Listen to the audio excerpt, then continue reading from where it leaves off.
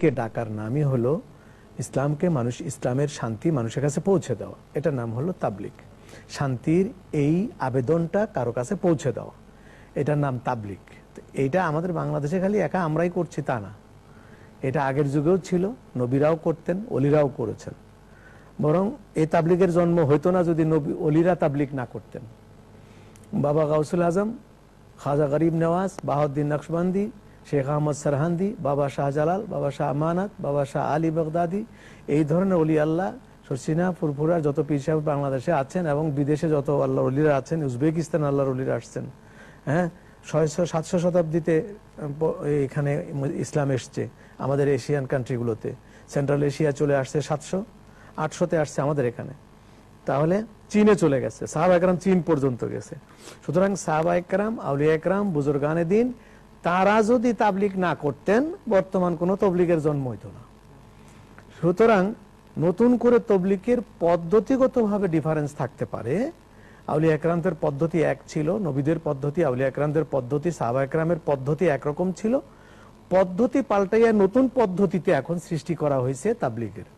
পদ্ধতির গোলমাল থাকতে পারে, পদ্ধতি অবজেকশনেবল হতে পারে, পদ্ধতি সংশোধনযোগ্য হতে পারে, কিন্তু মূল তাবলিগ তো এটা রাসূলুল্লাহ করেছেন, আউলিয়া একরাম করেছেন এবং আমরা করছি, বাংলাদেশে ওলামা একরাম করছেন। যিনি মাদ্রাসায় আছেন উনি তবলিগ করছেন না, যিনি মসজিদে আছেন উনি ওটাকে তবলিগ বলে না।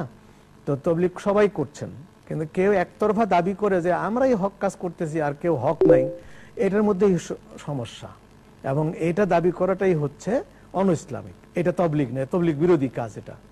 এবং কাউকে ফতোয়া দেওয়া, রাসূলুল্লাহ এক নম্বর কথা হলো যার রাসূল পাক সাল্লাল্লাহু আলাইহি ওয়াসাল্লামের আদব নাই, রাসূল পাক সাল্লাল্লাহু আলাইহি ওয়াসাল্লামের আমার নবী পাকের মহব্বত যার ভিতরে নাই, আদব আর মহব্বতের বিরুদ্ধে যারা ফতোয়া দেয়, তার তবলিগি কি আর নামাজি কি, সবগুলো অনেক পরের কথা।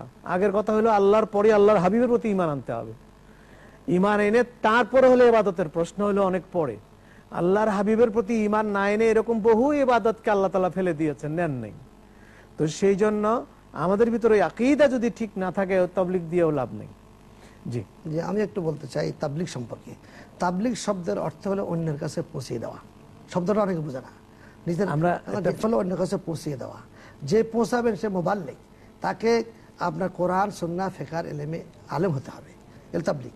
আর তালিম হলো শিক্ষা। তাবলীগ হলো অমুসলিমদের কাছে আল্লাহ দিন পৌঁছাই দেওয়া, আর তালিম হলো মুসলমানদের মধ্যে শিক্ষা।